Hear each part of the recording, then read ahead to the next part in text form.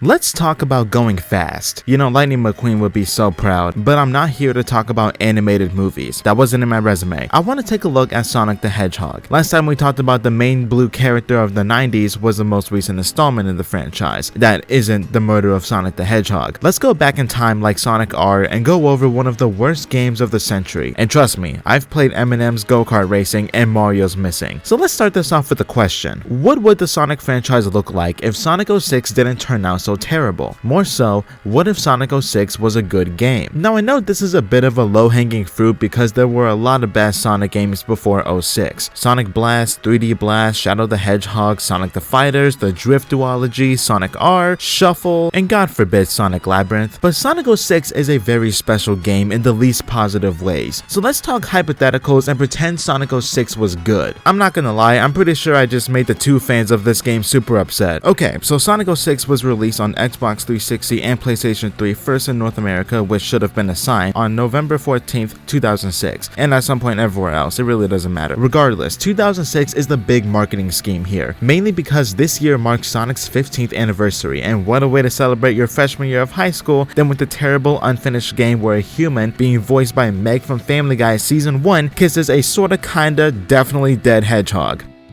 I promise, everything's fine. I just want to know if there was anyone who wanted this to get the red light because they were fighting the good fight just to get denied and possibly fired. I feel so bad for those people. But the general consensus is that this is not only one of the worst Sonic games, but one of the worst video games of all time. I believe this is what set back the entire franchise. You can give the bad games in the classic era a tiny pass because you can chalk those up as experiments of sorts that turned out to be awful. Although Sonic R's soundtrack is a big contributor to the amazing future of Sonic music, but in general that game is really bad. So Sonic 06 is formatted in a similar sense to the first two adventure games. With those games being as successful as they were, there was clear speculation for a third installment, and I absolutely refuse to call this the technical third adventure game. I've already been to a mental hospital, I don't need to go again for another much worse reason. So we got three stories, three main characters, Sonic, Shadow, and the debut of Silver the Hedgehog, a psychokinetic hedgehog born in the distant future. Once everything in the game has been completed, we finish up the awful story, disgusting in-game cutscenes, and we have to suffer through possibly the worst cutscene in all of video games. Each hedgehog has different gameplay similar to Sonic Adventure 1's formula. Sonic goes fast, Shadow drives vehicles for some reason, and Silver refuses to be the overpowered character he can be. But potential is the word of the day because this game could have been great, but the general execution and direction that was taken is the biggest culprit here. The game isn't finished, it's a glitchy mess, so many empty holes in the story, gameplay, mechanics, nearly everything. The only elements of this game that are redeemable is the soundtrack, it's no use, and that this game is not only objectively terrible, but it will be a really funny experience. Yes, it can be frustrating most of the time, but at least it's a funny, terrible time, unlike a certain game that was released on the Wii U 8 years into the future. But let's put on our hypothetical glasses and question what Sonic's morality and mortality could have been if Sonic 06 was good. I'm going to question a lot of garbage that could have been, and we have to remember that the timeline we live in right now is absolute. Sonic 06 is terrible, and I would do anything to go to a different timeline where it was good. But let's take a look at Sonic's history after 06. Hypothetical is now the new word of the day. I'm mainly going over if I can see some of these games still being real or similar to where they are now, even if 06 was a decent game. But I have a long list of games that came out after 06, and I'm just gonna make my claims on what games stay and what games go. I'm mainly going off the general assumption and hypothetical that this is one of the greatest video games of all time. Some will have terrible reasons that I explain terribly, or none. I actually think Sonic Rivals becomes a bigger spin-off franchise than Sonic Riders. It's the next game that Silver's in, and assuming he was a better written character in this brand new good version of 06, then he'd definitely be on the same level as Knuckles or Shadow in the future, if not more popular. I believe Rivals will be a series that makes its way on consoles and becomes a great line of games. It would pretty much replace Sonic Riders after Zero Gravity because they have to at least try again after the first game, and honestly, I don't think Free Riders exists if Rivals becomes the bigger series. Silver would become a beloved character amongst the community, and we could see him in more projects than we do now, where most of the time it doesn't make sense and he's just here for the sake of being here. Let's move on to some games I think would still exist even if this game became successful. Sonic and the Secret Rings as well as the Black Knight could still be what they are now. They would be experiments, taking on a new formula and trying something outside the norm for your average Sonic game. I have an idea.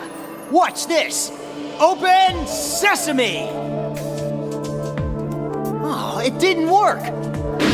They're both very ambitious, and it's possible Secret Rings doesn't become a complete dumpster fire. It might be a stretch that just because 06 was great in this hypothetical world, the same thing would go for Sonic Chronicles The Dark Brotherhood. I honestly believe that game is 74% irredeemable. Sonic Unleashed would still be amazing, but possibly better or worse Werehog gameplay, or none. But this actually poses the question about the future of Sonic game formats. If Sonic 06 being a third adventure type game, would we still get the boost formula of games? Unleashed, Colors, Generations, Forces, but because Sega would go 3 for 3 on the adventure formula, then that would mean these games could possibly take on that same formula or take on a completely different gameplay element with brand new mechanics we've never seen before. But real quick, let's focus on those last two games. With the success of 06, Sonic Generations gets a bigger boost and becomes much more than it actually is, even though it's still an amazing game. But Forces is where questions truly begin to bloom. Would the game even exist regardless of Generations